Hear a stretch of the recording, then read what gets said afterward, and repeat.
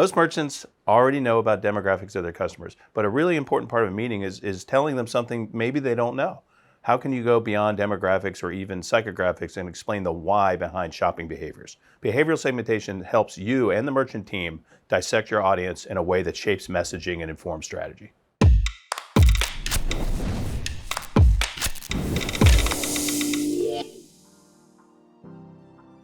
Tell you a little bit about how I learned about behavioral segmentation. Dr. Tom Madden was the first person that introduced it to me. Tom's an awesome guy, Irish guy out of Boston. He had a really good way of being both a PhD and a regular guy. And he told me a great segmentation is one that works. That's his definition. It's that simple. If it helps you do your job better, it's great.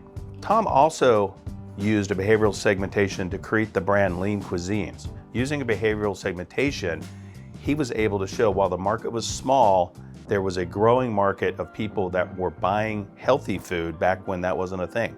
Think about that. Frozen healthy food now is all over the place, but Tom helped invent it by using a behavioral segmentation. That's how powerful these tools are. So what exactly is a behavioral segmentation? And I'll show you a little more when we play with some trail mix in a minute. But a behavioral segmentation is the result of a mathematical process called cluster analysis. In cluster analysis, we pick variables as active variables.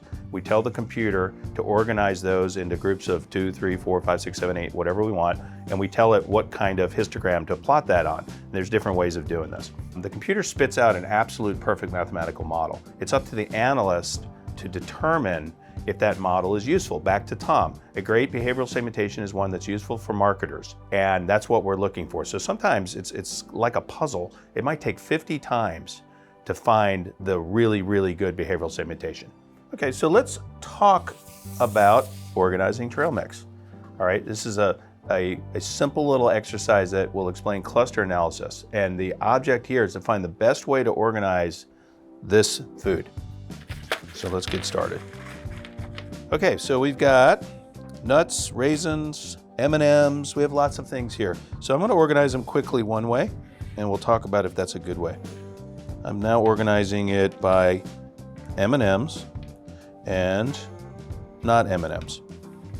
Another way you could say this, just from looking here, is man-made, natural. That's another way to organize it. They're both correct. Either way you describe it is correct. Now, is this the best way to organize? Maybe, maybe not. Let's try a different way. I'm gonna put them back together. And let's now organize it by raisins. Let's try some raisins.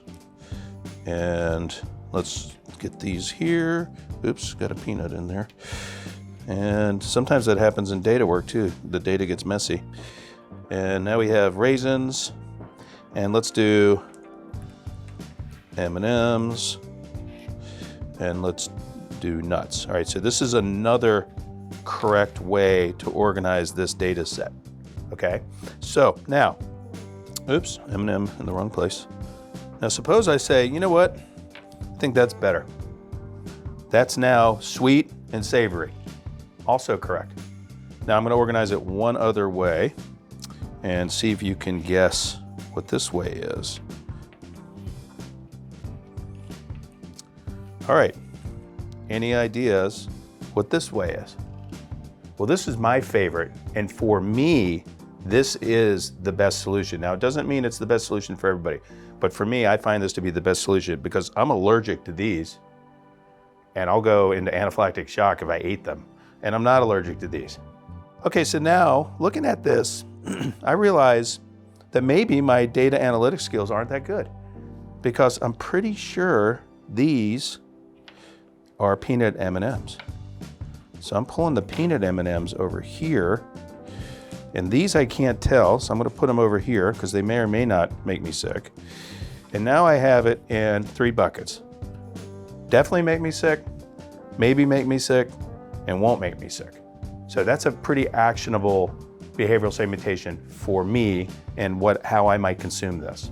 All right, so you can see that every one of the models that I created were mathematically correct, and it's just finding the model that's the most useful for the job at hand. When you find that model and you tell really cool stories about it, people will remember. One of the big objectives of doing marketing research is to do better marketing.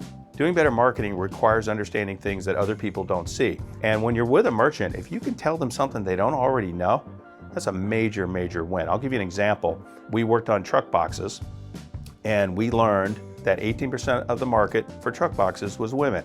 Now, I don't mean women buying for their husbands, because that's what a lot of people think. That's not the case. It's actually women to buy it for their own trucks. Another thing we learned, 51% of the market were buying truck boxes to make their truck look cool. Not to put stuff in, just to make their truck look cool. Imagine that, spending $1,500, $2,000 just for a thing on the back of your truck to make it look cool. Turning data into strategy at the end of the day is what we're trying to do. Back to truck boxes. If you know it's all about making it look cool, you might design the box differently. So we look for that all the time. At the end of the day, you really have to tell a story. Stories are memorable. Slides with data and charts are boring. So if you can make it a big story and treat it just like you would a story to your children, it'll work much better because people will remember the story and use the story to make the business better. It's all about becoming a strategic partner. If that merchant team relies on you, they're going to listen, and together you're going to build a better business. I'll give you an example. A little while ago at a retailer, I walked in the room with a customer and the merchant team said, "Oh, Jed King's here, we're going to learn about the consumer." Now, I think they were making fun of me.